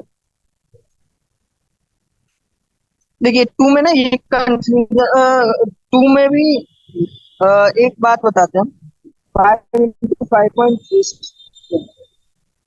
तो इससे पहले हमने क्या बोला था? 5 में एक सिग्निफिकेंट फिगर, पर यहाँ पे इंक्लूड होगा। क्यों इंक्लूड होगा? हमें क्यों इंक्लूड होगा? उसी तरह से हमने एग्जाम्पल बताया था 2.3 इंटू 4, ये वाला एग्जाम्पल को 2.3 इंटू 4.0.4 लिखेंगे, 0.4। तो अब यहाँ पे क्या है कि 5 इंटू 5.364 में इंफिनिटी होगा, ठीक है। जब मल्टीप्लाई करते हैं किसी इंटीजर से, एग्जैक्ट इंटीजर से जब मल्टीप्लाई करते हैं तो जो इंटीजर होता है उसमें इन्फिनिट सिग्निफिकेंट फिगर माना जाता है। इसका एग्जैक्ट लॉजिक तो मैं आपको समझा नहीं सकता, अभी ऐसा ही माना गया है तो फिर वैसे ही मान के चलिए। अब प्लस कुछ कुछ बुक में अलग अलग लफड़ा होता है तो हम क्या ही बताएं। तो मोस्टली इस तरह के कंफ्यूजिंग तो नहीं पूछना चाहिए नेचर। और अगर पूछ भी ले तो अगर इंटीजर से मल्टीप्लिकेशन है तो इंटीजर को इन्फिनिट सिग्निफिकेंट फिगर मान लीजिए, ठीक है। अनटिल 2.0 में एग्जैक्टली टू ही सिग्निफिकेंट फिगर है, बट टू में इन्फिनिट सिग्निफिकेंट, ठीक है। इससे पहले हमने सिग्निफिकेंट फिगर को बताया था, उसमें जो टू को वन बताया था हमने, यार 208 था तो उसमें थ्री सिग्निफिकेंट, तो वहां पे हमने 208 को कुछ इंटीजर नहीं मानते, मतलब कुछ यूनिट के साथ माना था, 208 सेंटीमीटर ऐसे, ठीक है, ठीक है। और अब ये थोड़ा सा कंफ्यूजिंग वाला पार्ट है, तो टेंशन नॉट, ऐसा कुछ ज्यादा कंफ्यूजिंग वाला नहीं है। तो 5 × 5.36 ये इनफाइनाइट सिग्निफिकेंट फिगर है, इसमें चार सिग्निफिकेंट फिगर है, तो चार is obviously less than infinite, इसलिए फाइनल प्रोडक्ट में भी चार सिग्निफिकेंट फिगर है। उसी तरह से थर्ड, अब आता है एडिशन। एडिशन वाला में ये रूल था कि ऑपरेंड्स जो होंगे, ऑपरेंड जो होंगे, उसमें जो डेसिमल्स के बाद जितने सिग्निफिकेंट फिगर होंगे, मान लीजिए ए में डेसिमल के बाद तीन सिग्निफिकेंट फिगर है, बी में डेसिमल के बाद दो सिग्निफिकेंट फिगर है, तो फाइनल रिजल्ट जो होना चाहिए ए प्लस बी का, उसमें डेसिमल के बाद दो ही सिग्निफिकेंट फिगर होना चाहिए। रिजल्ट डेसिमल के बाद, ओवरऑल नहीं बात करें, डेसिमल के बाद तो डेसिमल फिगर। यहाँ पे पहला वाला जो 0.0125, इसमें डेसिमल के बाद तीन सिग्निफिकेंट फिगर। 0.786, इसमें डेसिमल के बाद चार सिग्निफिकेंट फिगर। 0.0215, इसमें डेसिमल के बाद तीन सिग्निफिकेंट फिगर। यानी सबसे पहले क्या करना चाहिए, अब यहाँ पे एक दिक्कत है, हमें जो डेसिमल्स से हमें जो सिग्निफिकेंट फिगर पता चलेगा वो डेसिमल्स के बाद से पता चलेगा, हमें डेसिमल्स के पहले के सिग्निफिकेंट फिगर नहीं पता होंगे, हमें उनको ऐड करके पता करना होगा, हमें उन्हें ऐड करना होगा, ठीक है। जब ऐड करेंगे तो इनका पॉइंट टोटल पहले ऐड करना होगा, ठीक है। तो 0.804, ठीक है। अब हमको इसको राउंड ऑफ कर देना है तीन डिजिट तक, डेसिमल के तीन सिग्निफिकेंट डिजिट तक ही राउंड ऑफ करना है, जिससे आएगा 0.8। कभी कभी ऐसा केस हो सकता है कि 1.820 ऐसा भी आ सकता है, तो उस केस में फिर हमें चार सिग्निफिकेंट फिगर से आंसर डालना होगा, ऐसे सिर्फ तीन सिग्निफिकेंट फिगर आंसर, ठीक है। यहाँ पे आंसर तीन सिग्निफिकेंट फिगर है, पर हमें एक केस देते हैं जैसे 0.25 प्लस 0.75, ठीक है। यहाँ पे डेसिमल के बाद टू सिग्निफिकेंट फिगर, यहाँ डेसिमल के बाद टू सिग्निफिकेंट फिगर, तो आंसर हम डायरेक्टली दो डाल देंगे, जो कि गलत, क्यों, क्योंकि ऐड करने के बाद आएगा 1.00। यहाँ डेसिमल के बाद दो सिग्निफिकेंट फिगर है, मतलब डेसिमल से पहले भी कुछ सिग्निफिकेंट फिगर है, तो यहाँ पे डेसिमल से पहले भी एक सिग्निफिकेंट फिगर है, तो टोटल तीन सिग्निफिकेंट फिगर होंगे इस केस, ठीक है। तो ऐड वाले केस में एक बार ऐड कर लेना, और डेसिमल से पहले कितने सिग्निफिकेंट फिगर है वो एक बार वेरीफाई, तो ये हो 1.3। 1.32 लिटरली हमको कुछ करना है नहीं, ये डायरेक्टली वही फॉर्मूला वाला एवरेज मास का क्या था, परसेंटेज कॉम्पोजिशन या अवेलेबिलिटी इनटू मास, इसी तरह से सबका percentage composition into mass by 100%, बस इसमें मेरा कुछ करने को है। तो 0.337 into 35.96755 plus 0.063 into 37.96272 plus 99.6 into 39.9624, ठीक है, बाई 100। और इतना खतरनाक है, करना पड़ेगा। हाँ, इसका वैल्यू आ रहा है 39.9, इतना ही लिखना चाहिए नहीं। अगर सिग्निफिकेंट फिगर्स कंसिडर करते हैं तो आंसर आएगा तब 40 पॉइंट, बस 40 पॉइंट, क्योंकि यहाँ पे लीस्ट सिग्निफिकेंट फिगर वाला टू है, टू टोटल लीस्ट, लेकिन अगर एग्जैक्ट आंसर कंसिडर करते हैं तो आएगा एग्जैक्ट आंसर 39.94767, ठीक है, क्लियर, समझ। तो ये वाला क्वेश्चन भी आसान था। अब 1.33,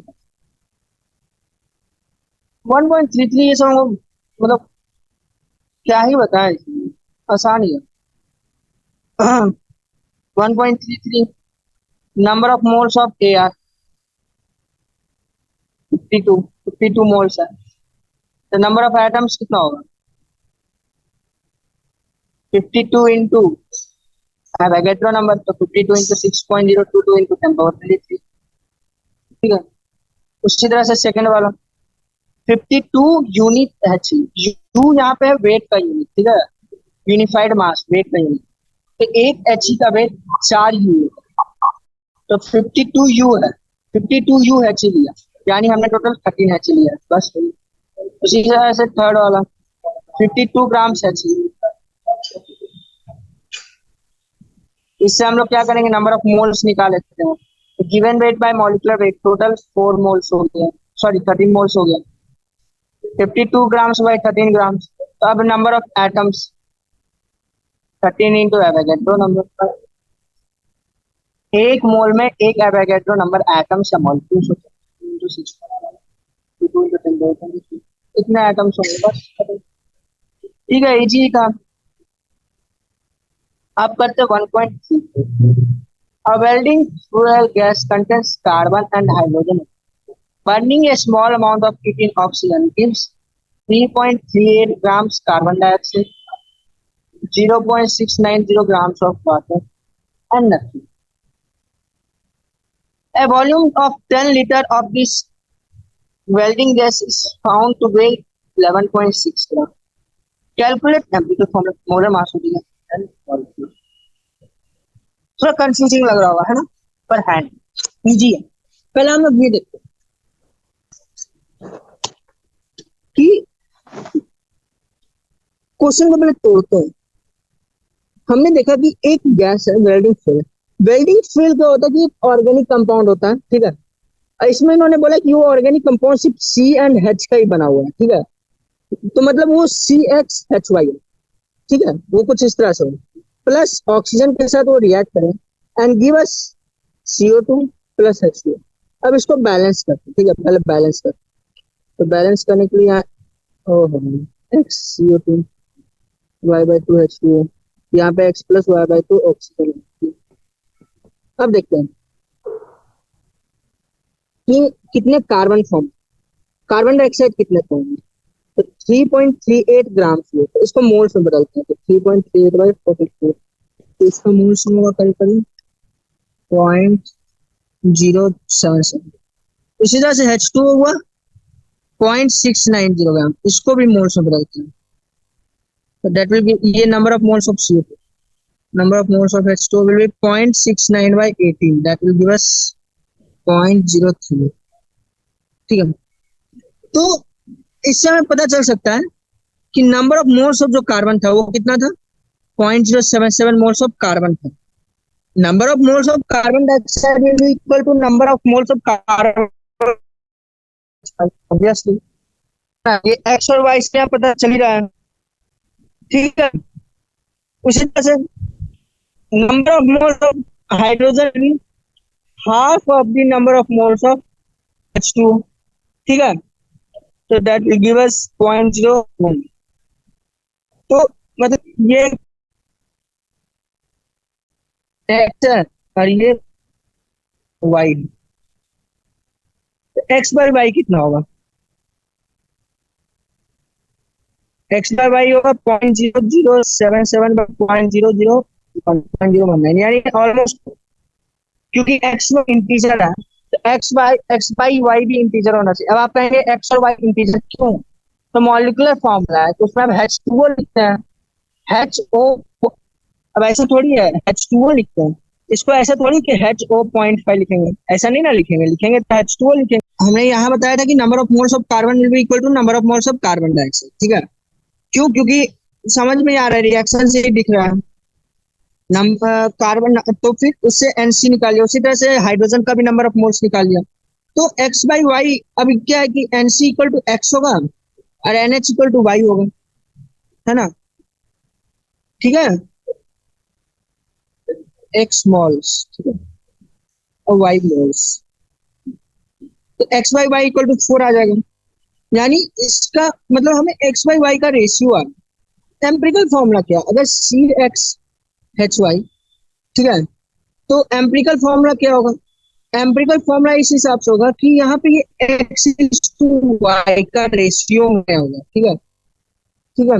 तो ये हो जाएगा CH4 C4H आ रहा है, ठीक है। तो मॉलिक्यूलर फॉर्मूला ये है, एम्पिरिकल फॉर्मूला ये है, 3.38 gram of oxygen carbon dioxide, तो उसको 44 से डिवाइड ये कितना मोल्स है, 0.007। तो उसी तरह से फिर ये मिला, ओहो, number of hydrogen will be 2 times the moles in number of water. That will give us almost 0.076. XY will be almost equal to 1. तो एम्पिरिकल फॉर्मूला हो जाएगा CH, ठीक है। एक और तरीका है इसको करने का, वो हम बाद में बताते, ठीक है। अब क्या है कि अब देखिए STP पे 10 लीटर का वेट 11.6 ग्राम, ठीक है। तो हमको जानना है एक मोल का कितना वेट, एक मोल गैस का कितना वेट है। तो एक मोल गैस में होता है 22.7 लीटर, है ना। तो अब 10 लीटर का वेट 11.6 ग्राम है, तो 22.7 लीटर्स का वेट कितना होगा, 11.6 बाई 10 इंटू 22.7, है ना। That is almost equal to 263.72, यानी यानी क्या 263.32, यानी एक मोल गैस का वेट इतना ग्राम है, ठीक है। यानी मॉलिक्यूलर वेट कितना है उस गैस का, 263.32। अब एम्पिरिकल फॉर्मूला का वेट निकालते हैं। एम्पिरिकल फॉर्मूला का वेट कितना है, CH, एम्पिरिकल फॉर्मूला ये है CH, इसका वेट होगा 13, यानी अब बस कुछ करना है नहीं, डिवाइड कर। अरे कुछ गड़बड़ नहीं करते ना, यहाँ डिवाइड बाई 10, 26.3, हाँ। तो n निकालिए, एम्पिरिकल फॉर्मूला वाला कॉन्सेप्ट था ना, उसी से n क्या है, n हम बताते क्या है, 26/13 हो जाएगा, 26 ऑलमोस्ट 2, यानी इज इंटीजर, तो फॉर्मूला होगा C2H। अब देखिए बताते क्या, देखिए शुरू से क्या किया हम पहले कार्बन डाइऑक्साइड का मोल निकाले, ये आया 0.07। हमने H2O का मोल निकाला, ये आया करीब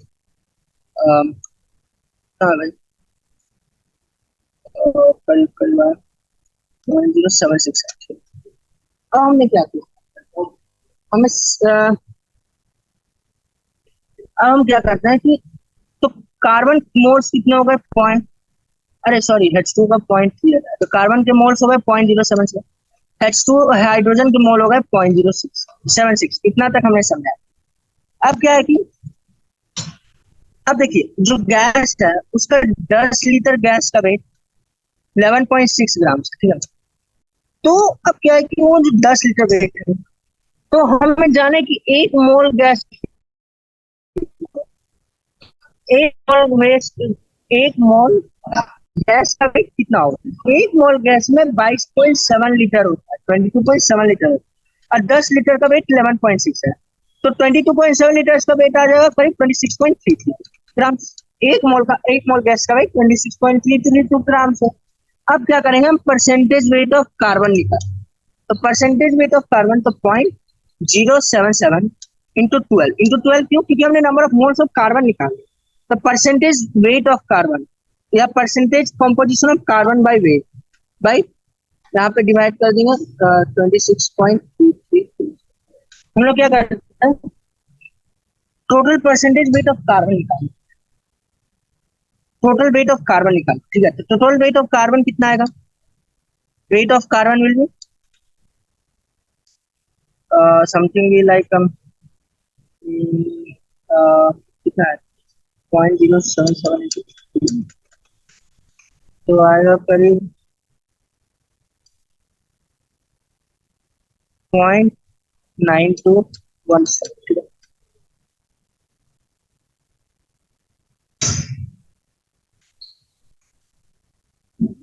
चौरासी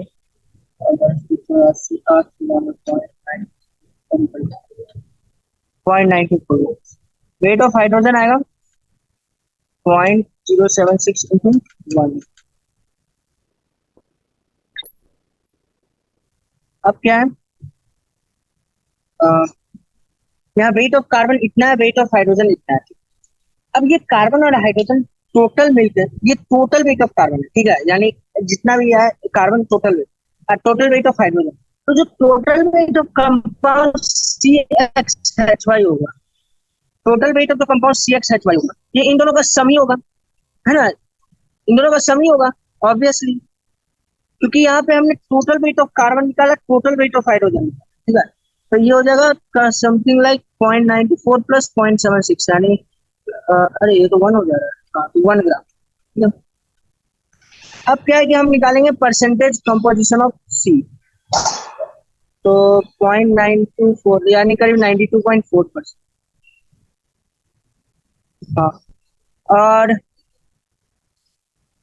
परसेंटेज वेट ऑफ हाइड्रोजन ये हो जाएगा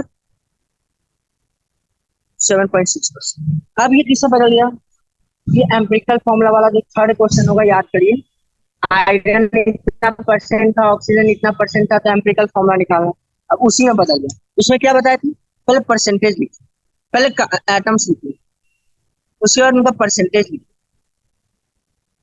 उनके परसेंटेज को उसके एटॉमिक वेट से डिवाइड करिए, तो ये आ जाएगा करीब 7.7 और ये आएगा 7.7। अब क्या करिए, इन दोनों को ऐसे नंबर से डिवाइड करिए कि नेचुरल नंबर के रेशियो में है, तो 1:1, 7.6 से डिवाइड कर दिए तो ऑलमोस्ट 1:1 के रेशियो में है, तो इससे ये हो जाएगा, तो इसको इस नंबर को सी से और इस नंबर को एच, फिर से 1.34 में क्या करना है, सिंपल भाषा में सुनो, CXHY हमने क्या, CXHY gives us XCO2 plus Y2H2। अब हम क्या करेंगे, number of moles of CO2 जो आएगा 3.38/43, दैट विल बी ऑलमोस्ट 0.07। उसी तरह number of moles of H2O निकालेंगे, that will be 3.69/18, that will be almost 0.076। अब हम क्या करेंगे, अब हम करेंगे आप कुछ नहीं, बस number of moles of carbon will be equal to number of moles of carbon dioxide, that will be 0.076. Number of moles of hydrogen will be 2 times the number of moles of H2, that will be equal to, oh sorry, 0.0, number of moles of H2O will be 0.038, so number of moles of hydrogen will be 0.076. अब क्या करेंगे, हम weight of carbon निकालेंगे, that will be 0.0077, sorry 0.077 into 12, that will be almost 0.92, and we will find also weight of hydrogen, that will be almost equal to 0.076, clear, grams। तो अब क्या है कि CXHY जो है वो पर्टिकुलरली कार्बन और हाइड्रोजन से बना है, तो weight of carbon, weight of CXHY भी weight of C plus weight of H, ठीक है, total weight of carbon plus total weight of hydrogen, so that will give us all 1 ग्राम। अब हम निकालेंगे percentage composition of C by mass, that 0.924 by 1 into 100, that will be 92.4।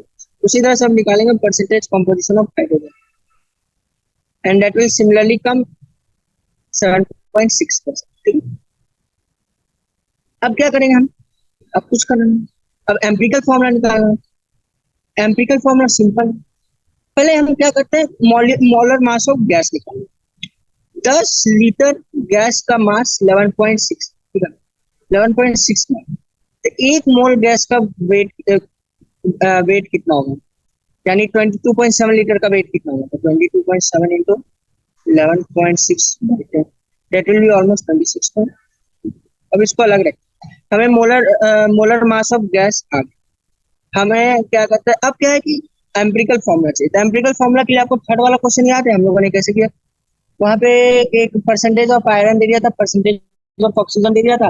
अब क्या करते हैं, हमने एम्पिरिकल फॉर्मूला निकाला, उसके लिए क्या करते हैं, सबसे पहले उनकी कंपोनेंट्स को लिखते हैं, कंपोनेंट्स को लिखते हैं, कार्बन हाइड्रोजन, उसके परसेंटेज को लिखते हैं 92.7.6। अब इसको उनके वेट से एटॉमिक वेट से डिवाइड करते हैं, तो आएगा 7.7, यहाँ आएगा 7.6। अब क्या करेंगे, इनको ऐसे नंबर से डिफाइन करेंगे ताकि इसको हम नेचुरल नंबर के सिंपलेस्ट रेशियो में ला सकें, मतलब नियर बाय, अप्रोक्सीमेट, एग्जैक्टली तो नहीं आएगा पर अप्रोक्सीमेट, तो इसको हम 7.6 से डिवाइड करेंगे, तो ये 1 पॉइंट समथिंग आएगा, तो इसको 1 से अप्रोक्सीमेट करेंगे, इसको भी 1 से। अब इसको क्या करेंगे, इससे मल्टीप्लाई करेंगे, इसको इससे मल्टीप्लाई करेंगे, इससे हमें एम्पिरिकल फॉर्मूला आ जाएगा। क्लियर, इसमें कोई नया बात नहीं है।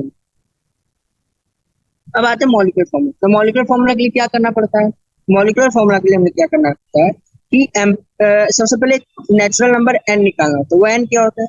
Molar weight by empirical weight. Molar weight हमें पता है 26.32, एम्पिरिकल वेट यानी एम्पिरिकल फॉर्मूला का वेट। और एक बात और ध्यान रखिएगा, n यहाँ पे इंटीजर होता है, ठीक है। तो ये इसका वेट कितना होगा? ये एम्पिरिकल फॉर्मूला है, इसका एम्पिरिकल वेट कितना होगा? 30, यानी 30। और n इंटीजर है यानी approximately n will be equal to 2। अब क्या करना होता है, जो मॉलिक्यूलर फॉर्मूला होता है वो n इंटू एम्पिरिकल फॉर्मूला होता है, ठीक है। यानी 2 इंटू CH C2H2 इस तरह से लिखिए, ये मॉलिक्यूलर फॉर्मूला। क्लियर? ठीक है, आई होप सब कुछ समझ में आ गया। अब चलते 1.35। तो सी ये रिएक्शन है, ठीक है। तो 1 मोल CaCH3 को 2 मोल HCl चाहिए, यानी 1 मोल HCl को हाफ मोल CaCO3 चाहिए, ठीक है। अब हमें यहाँ पे कितने मोल ऑफ HCl दिया गया? हमें यहाँ पे 25 ml ऑफ 0.75 m HCl दिया गया। तो अब यहाँ पे हम मोल्स निकालेंगे HCl। Number of moles of HCl will be volume into concentration, यानी 25 इंटू 10⁻³ इंटू 0.7, यानी 1.875 इंटू 10⁻² मोल्स। इतने मोल्स है, ठीक है। इतने मोल्स ऑफ HCl। तो फिर कितने मोल्स ऑफ CaCO3 होंगे? 1 मोल HCl को हाफ मोल CaCO3 चाहिए। तो इतने मोल्स ऑफ CaCO3 को, इतने मोल्स ऑफ HCl को 1.875 by 2 into 10⁻² moles of CaCO3 चाहिए होगा, है ना। इसको डिवाइड बाय 2 कर देते हैं, ये हो जाएगा 9.375 इंटू 10⁻³ मोल्स ऑफ CaCO3। अब क्या करना है, इनको चाहिए मास ऑफ CaCO3। तो पहले मॉलिक्यूलर वेट ऑफ CaCO3 का 40 प्लस 12 प्लस 48 यानी 100। हमें पता है कि 1 मोल CaCO3 का वेट 100 ग्राम। तो इतने मोल CaCO3 का वेट होगा 9.375 इंटू 10⁻⁻1 ग्राम, यानी 0.9375 ग्राम, ठीक है। इतना वेट ऑफ CaCO3 हमको चाहिए गिवन क्वांटिटी ऑफ HCl के साथ रिएक्ट कराने के लिए, ठीक है। आई होप सब कुछ क्लियर होगा। मतलब फिर से वही वॉल्यूम से कंसंट्रेशन, कंसंट्रेशन से वॉल्यूम, वही लफड़ा था, ठीक है। सिमिलर बेस ये 1.36 भी है। 5 ग्राम ऑफ मैंगनीज डाइऑक्साइड दिया, ठीक है। तो पहले इसका वेट निकाल। मैंगनीज का मॉलिक्यूलर वेट होता है, सॉरी Mn का एटॉमिक वेट होता है 55, ठीक है। Mn का एटॉमिक वेट होता है 55। तो मॉलिक्यूलर वेट ऑफ MnO2 होगा, मॉलिक्यूलर वेट ऑफ MnO2 होगा 55 प्लस 32, यानी 5 2 7 5 9। तो number of moles of MnO2 होगा given weight by molecular wait, यानी 5/87। अब 1 मोल MnO2 को 4 मोल HCl चाहिए, 4 मोल HCl चाहिए। तो ये 5/87 मोल ऑफ MnO2 को 5/87 मोल्स ऑफ MnO2 को 5/87 इंटू 4 मोल्स ऑफ HCl चाहिए होगा, है ना। यानी टोटल 20/87 मोल्स ऑफ HCl चाहिए। अब इनको इसका वेट चाहिए, यानी 20/87 मोल्स ऑफ HCl चाहिए होगा, है ना। तो फिर इससे हमें वेट पता चल सकता है 20/87 इंटू 36.5। इससे वैल्यू निकाल लेते हैं 8.39 ग्राम्स। इतने ग्राम्स ऑफ HCl चाहिए। देखिए पहले हमने क्या किया, पहले हमने number of moles of magnesium dioxide निकाला। अब 1 मोल मैग्नीशियम डाइऑक्साइड को 4 मोल HCl चाहिए रिएक्ट करने के लिए, ठीक है। तो given moles of HCl, given moles of MnO2, मतलब 5/87 मोल्स ऑफ MnO2 को 20/87 मोल्स ऑफ HCl चाहिए होगा रिएक्ट करने के लिए। अब हमने 20/87 मोल्स ऑफ HCl का वेट निकाल लिया और फाइनल आंसर 8.39 ग्राम्स आ गया। यही हमारा आंसर है, बस हो गया। इस तरह से ये चैप्टर समाप्त होता है। देखिए सिंपल सा बात ये है, चैप्टर टफ नहीं है, ठीक है। चैप्टर काफी इजी है, प्रॉब्लम्स थोड़े से प्रैक्टिस करिए। और अभी तक हमने जितने भी प्रॉब्लम देखे हैं उससे हम समझ सकते हैं कि इसमें कुछ था नहीं ज्यादा। इधर से उधर कन्वर्सन, फिर उधर से इधर कन्वर्सन, कभी मोल से ग्राम्स में बदल रहे, मोल से वेट निकाल रहे, वेट से वॉल्यूम निकाल रहे, वॉल्यूम से डेंसिटी निकाल रहे, ये इधर उधर कन्वर्सन, बस उतना ही था, इसमें कुछ टफ नहीं था। इसलिए टेंशन नॉट, चैप्टर इजी है, बस क्वेश्चन ज्यादा से ज्यादा प्रैक्टिस करें। ठीक है, तो आज का सेशन हम यही समाप्त करते हैं।